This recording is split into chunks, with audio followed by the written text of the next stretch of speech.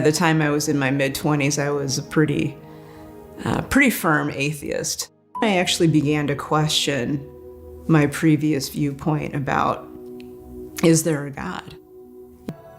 It was powerful. And that's when I knew something was not right. And I thought, oh my God, I died. I thought I died. I remember being in surgery, and at that moment I felt love. I thought, I must have died on the operating table. The second thought, now here's my analytical science mind still kicking in. So wait a minute, if I died, what's all this? Because first of all, I don't believe in anything. Second of all, my parents told me that you're going to go to hell because you're an atheist now. So I'm not experiencing either one of those. And that's when I really began to wonder what the heck was going on. What happens when your heart stops and your soul wakes up? Nancy Rynes was a skeptic until a tragic accident took her beyond this world. What she discovered on the other side wasn't darkness, but divine love, clarity, and purpose. Her story will change the way you see life, death, and everything in between. I had moved to Boulder, Colorado. I was beginning to feel a bit dissatisfied with where I was in life. Some things had not gone well. My marriage had ended. And I was in that point of really questioning what was going to come next for me. So I started looking for another job. I thought, what I needed really was another job, a different job somewhere else, or, maybe in Denver or something. A little bit later that month, between Christmas and New Year's, I took a week off from work.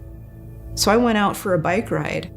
Just do a little bike ride around town, drop off some stuff at the library and run a couple of errands, and then go out on a trail ride. I went into a traffic circle. The bike lane that I had coming in just completely went away, and the roadway got really narrow. So I rode into it very cautiously, and I kind of eased my way in, noticing that there was some traffic coming in from my right, from the highway, into this traffic circle. And it looked like they were slowing down. At the last minute, that lead SUV, instead of stopping, she actually sped up. I was in a really bad spot because I was right there at where she was coming in. And all I could do, there was this instinctual response as I put my hand out. I have no idea what happened from the time I put my hand out till I ended up on the hood of her vehicle. So somehow I flipped up off the bike, up onto the hood of her vehicle, looking in at her, and she's texting. I'm actually trying to pound on her windshield, and she kept driving. She didn't see me, like literally right in front of her, and I couldn't hang on. The hood of her vehicle was so slick. So I slipped down, desperately trying to grab onto something, but I couldn't find anything to grab onto. And I hit the pavement, and I heard the crack of my helmet, and all of a sudden she was over the top of me. Somehow my backpack got caught on something underneath of her vehicle. And at the same time that happened, I reached up with my right hand and grabbed her axle. I don't know how long she technically dragged me. It was at least 60 feet. And what finally happened is that the guy that was in a truck behind her saw what was going on, was able to get around her, and he drove his truck around the traffic circle the wrong way and just stopped in front of her. So I kind of owe my life to this guy. As soon as she stopped, I started trying to wiggle my way out from underneath of the vehicle. I got to the point where my shoulders were out from underneath the front of her vehicle. And at that point, a woman came up And she just said, I'm a nurse. Just stay where you are. And I thought, what's the big deal? I'm just going to get up and walk away. And she said, no, you were just you're in a serious accident. I just need you to stay on the ground. So when the paramedics came, they, of course, were starting to try to figure out what was going on with me medically. And as soon as one of the guys touched the side of my neck, I just screamed at the top of my lungs. It was just so painful. And that's when I realized I was in pretty bad shape. So they brought me to the trauma center. I had a head injury. I had the cracked collarbone, 5 ribs that were broken in multiple places. I had a collapsed lung, but the main damage was really to my neck and my back. The doctor basically said, well, every process in your back is cracked. And you've got major damage to your neck vertebrae and then your lower back vertebrae. So they called in a surgeon who decided that he could fix it. He was going to go in there, clean up all of the broken bits, and then put titanium rods up and down my back on either side of my spine. And that surgery was scheduled for the Monday after this accident, so like 3 days later. I had an unbelievable fear of death coming up to this. That was the biggest fear of my life, was the fear of death. I was absolutely mortified by that one fear. It paralyzed me in so many ways. So going into this surgery, I was really scared and almost had myself convinced that I wasn't going to make it. They were wheeling me in. They got me moved onto the operating table. The anesthesiologist came up, and, as soon as he administered it, within like 3 seconds, I was, drifting off. In a normal surgery that I've had a few before, it was just gray nothingness, and then they were waking me up in the recovery room. This time I drifted off, and I was even more awake than I was before the anesthesia. And it was that moment that I realized something really weird is going on here. I woke up, and what I'm looking around at is this beautiful hillside. It's sort of like in a meadow, so there's low grass and flowers all around me. But I'm on the hillside looking out over a series of rolling mountain ranges. And I thought, well, this is kind of a cool hallucination. I could do this while I'm in surgery. The first thing I noticed was this wave of peace. It felt like, standing in front of a fireplace when the fire is on and that heat kind of coming through you. It felt like I was being hugged. But there was this big moment of feeling acceptance and really just unconditional love coming into me. And it was powerful. And that's when I knew something was not right. And I thought, oh my God, I died. I thought I died. I remember being in surgery, and at that moment I felt love. I thought, I must have died on the operating table. The second thought, now here's my analytical science mind still kicking in. So wait a minute, if I died, what's all this? Because first of all, I don't believe in anything.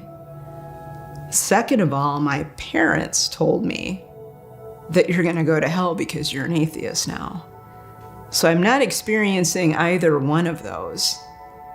And that's when I really began to wonder what the heck was going on and why am I here? I asked that question in my mind, but then there was an answer to the thought I had.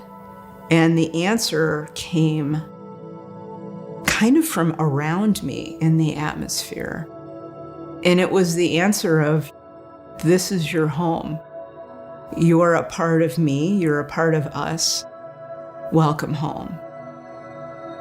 When it said that, welcome home, I lost it. Because I remembered. That's when it came back to me. And I knew immediately, oh my God, that life that I had on earth was just an illusion. That thing that I was doing down there on earth was really just a temporary state. And this is real. It was like so obvious. I all of a sudden saw someone kind of materialize out of fog. And she was very ephemeral, so vaguely a human. And she had what appeared to be long hair, but I was never able to see her face because it wasn't about her. It was about me learning what I needed to learn.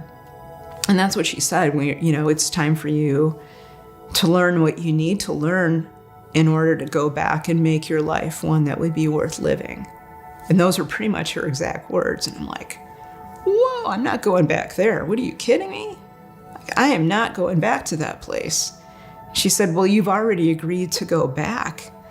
And I said, I was kind of going back to my younger self when I was kind of a pain to be around with my parents, because I was always challenging them. So I was challenging her, like, I don't want to go back there, and I don't remember agreeing to go back.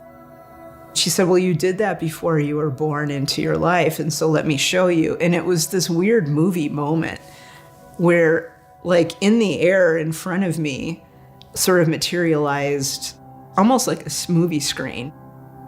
And she showed me planning my life before I was born. So in a way, the experience was sort of planned out, and I got to see that. And there was a point at which I looked behind me, and all that was behind me was fog. It was this foggy gray. Whereas in front of me, it was this really vibrant, maybe it was a forest or a canyon I was walking in or a mountain or something. But behind me, it was just gone. And I asked her about that. I was like, what's up with this? And she said, the place that you are in now is not the ultimate reality of where you're going to go. It's sort of she called it a holding place. And she said, in this place, it is your place of learning. And here, what we do is we're making this an environment that is comfortable for you to learn in. Things that you enjoy, places that make you feel comfortable, and that will allow you to learn what you need to learn in order to go back and make your life one that's worth living. She would teach me things about not only the spiritual place I was in, but that everything was based on an energetic structure, not a physical one. Everything you see around you, it's an illusion. The more I thought about it, the more I knew it to be true. The equivalent amount of time that I was out on the operating table, because I did code, my blood pressure tanked, my heart rate stopped. The flatline part lasted at most about 2 minutes. If we were to do here what I did as far as places that I traveled and things I learned, it would take about 2 or 3 months here to do that. But it also seemed like forever there. It was a completely different experience of, quote, time. What I realized from that is that it's not that time passes differently, it's that they are at the spiritual level outside of our perception of time.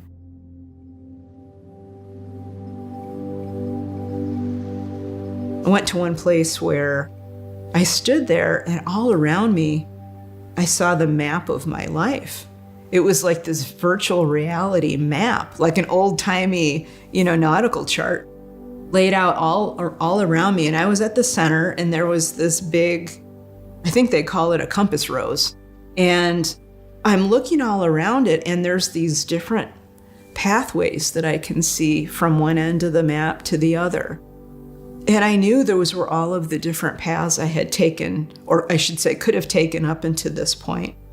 And then there were a lot of pathways kind of branching out from where I was, but all going back to the same place.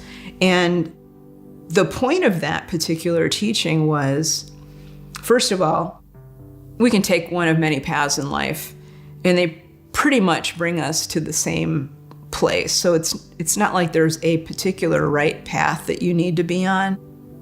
The other part of that was I noticed that compass rose was centered figuratively in my heart area. And the point of that teaching that she finally went into that is, you don't just use your brain, your human brain, to make decisions. You also have to dig deeper into what we would call intuition, or that inner knowing. And she said, balance those two out so that you're making decisions from a really holistic place rather than simply an analytical decision. Up until that point in my life, I had completely ignored that. I didn't pay that any attention at all. After that, I had what people call a life review. Now, at the time, you have to understand, I didn't know any of these terms. I didn't know about NDEs. I didn't know about life reviews. I had no idea all of this stuff. So she brought me up this kind of meandering mountain valley into what looked like a pond up in the mountains. And she said, well, I want you to kneel down by the side of the pond and just touch the surface of the pond. So I just did it. And I just sat back on my heels and just watched the surface.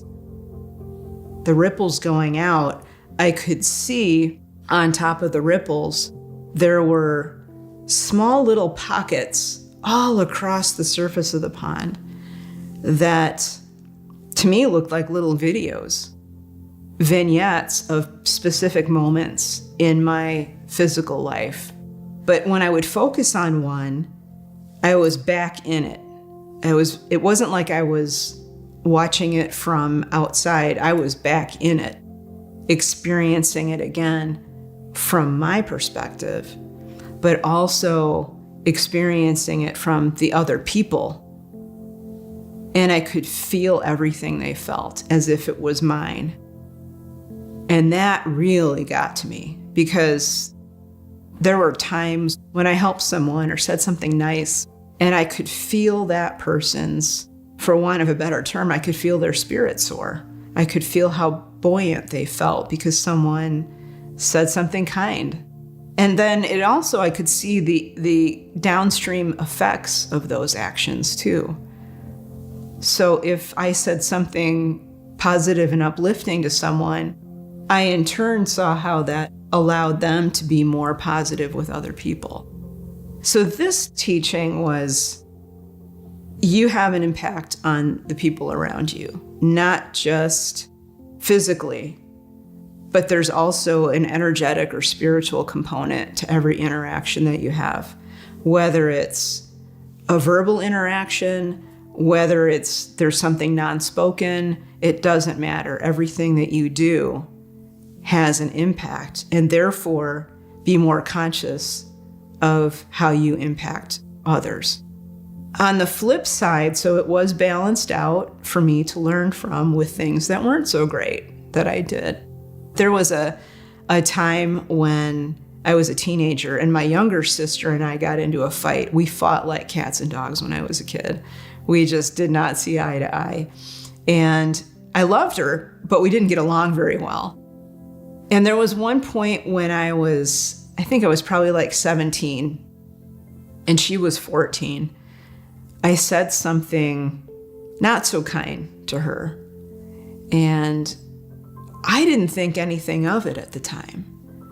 It was just a way to get her off my back. I was really tired of the fight we were having, so I just said something stupid and not very nice. And she didn't react. I didn't see any reaction in the moment for her except she left. But in my review, I could feel the hurt that I caused her in that moment. And this is the second thing that always gets me. When I felt her pain at what I said to her, that was like biggest teaching moment ever. And that's the one thing I wish I could give to people was understanding viscerally how your impact affects, your actions affect someone else, your words affect someone else. And in that moment, I realized, okay, I'm changing the way that I interact with people right now. Like, that's it. That point woke me up like nothing else. That was just this big aha moment. And ever since I've come back here, I remember that almost every day, and it helps me formulate how I interact with people every day. I'm very concerned and careful about how I interact with people. All of a sudden, for the first time in my whole, experience there, I looked up and there were clouds in the sky. And we were just kind of looking around, like when you were little kids looking for animals up in the clouds. And so we did that for a while. And then she got up and she said, well, it's time for you to go now. I was not happy to hear that. I thought I had passed some kind of test, and was going to stay there.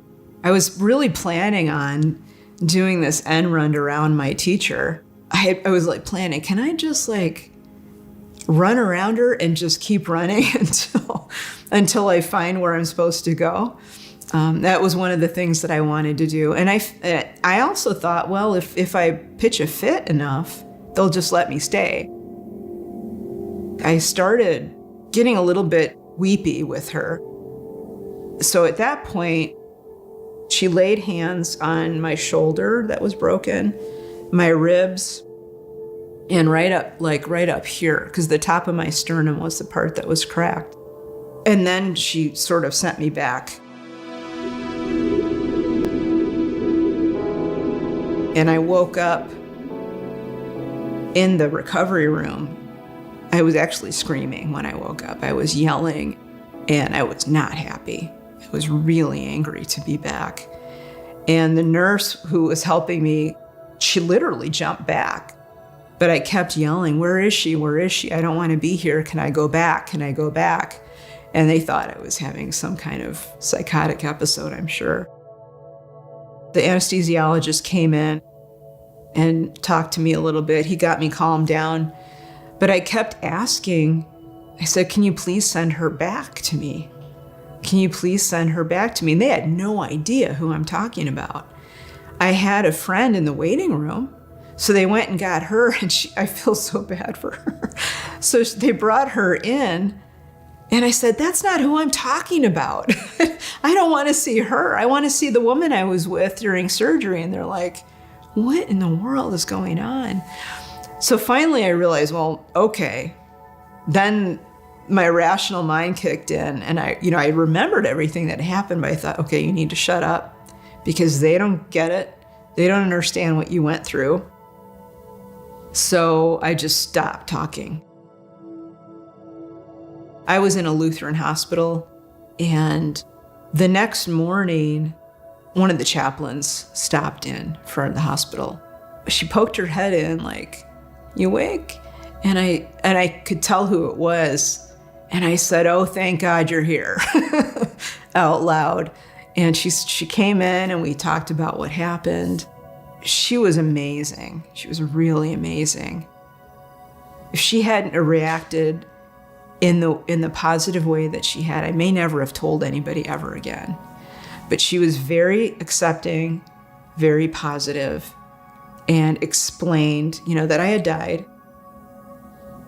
And she said, well, you had a near-death experience. I'm like, what is that? She said, well, it's a thing.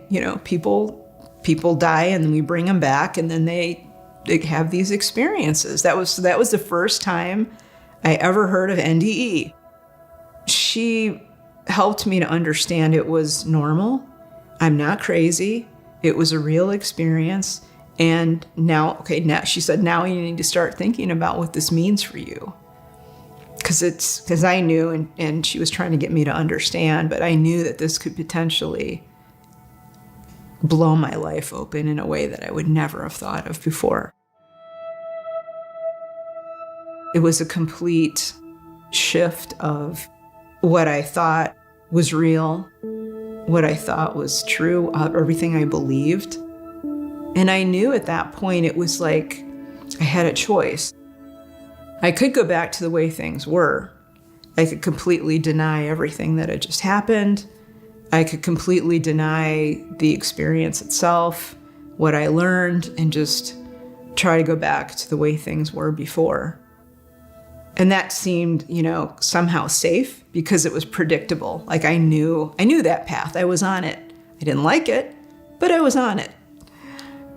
But this other path was a complete unknown. If I knew I could embrace what I learned and continue to learn from it, but I had no idea where that was going to go. And I really worried about what that would mean for my career because I was still in the sciences. I just assumed that I'd never be able to get a job again in the sciences because people would see that and, she's crazy. We're not going to hire her. So I was really afraid of that path. But about 2 weeks later, when I came home from the hospital, I realized, I'm going to give this new path a go. I don't know where it's going to go. I'll see what happens. I was out of the body cast in just I think 2 days over 4 weeks.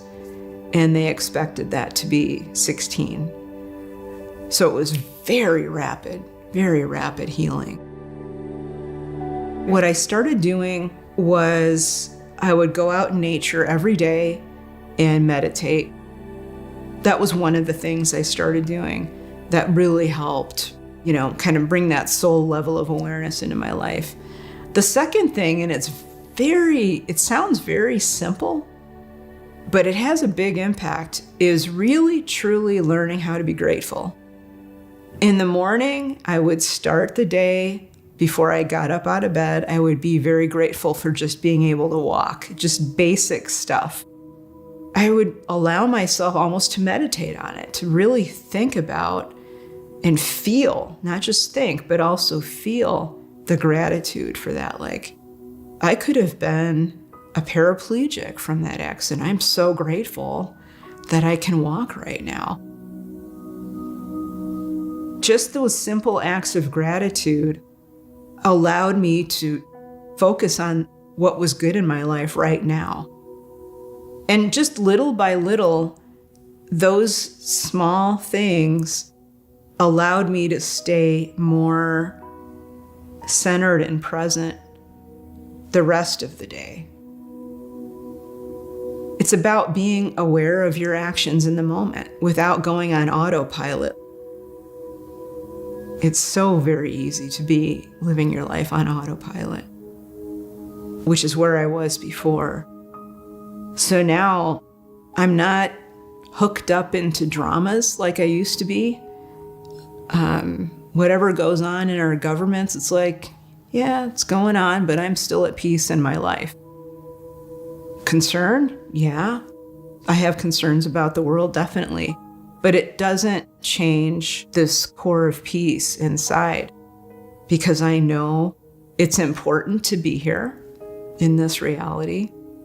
It has things to teach us. We all learn from it. But ultimately, we are not this reality. We're a bigger level of reality. I was learning really how to live from that soul level of awareness rather than just my limited human level of awareness. It's not that the human level of awareness was bad, but for me, it was very fear-filled, and it was reacting to life rather than being proactive. And I didn't want to be that way anymore. And I wanted to live life from that level of that higher level of awareness because it felt better. It was more peaceful. It was more connected. It was more love-filled and joyful. It's a much better place to be. I'm not anywhere near as stressed out and certainly not fearful anymore. You know, it's been a really great change for me. I'm not driven by this being a material world anymore. I'm not stuck on that. I understand that there is a bigger picture, not just to the world, but to each one of us. That fear of death that I carried really kept me from fully living. At least for me, it kept me thinking small and safe. And that's not necessarily where all of us are meant to be at all times in our lives. That's perfectly fine for some people, and at times in our lives, that's perfectly fine. But any decision based on fear, it's not, to me, the strongest decision that you can make. It's somehow limited. When I work with people individually, I really try to get people into that space where their decision making is based on a place of strength and trust in themselves and maybe a place of compassion or love rather than, oh, I'm afraid that person won't like what I'm doing, so therefore I'm going to do this thing instead of the thing I really want to do.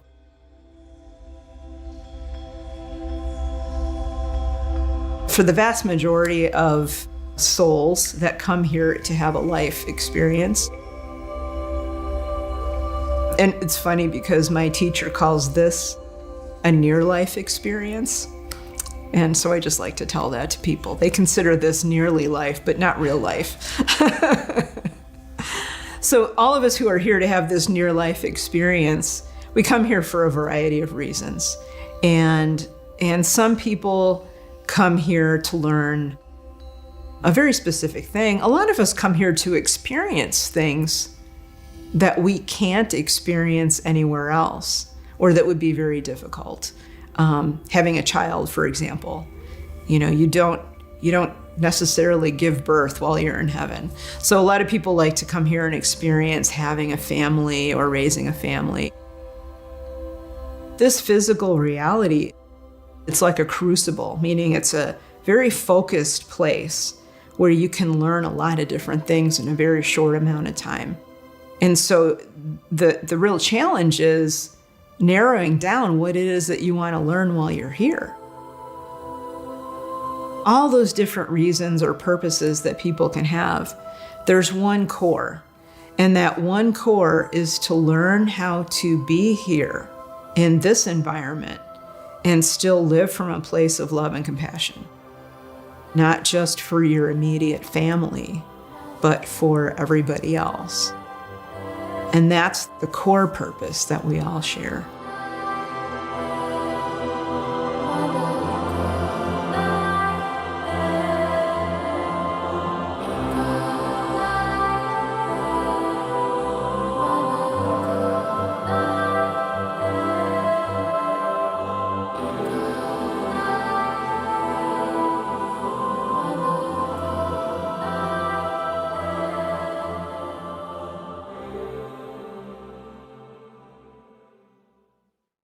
Nancy's journey reminds us that we're not just bodies, we're souls on a path. Her near-death experience wasn't the end of her life. It was the beginning of a new kind of awareness. If her story spoke to you, take a moment today to reflect, breathe, and choose love over fear. Don't forget to subscribe for more inspiring stories that lift your spirit and awaken your soul.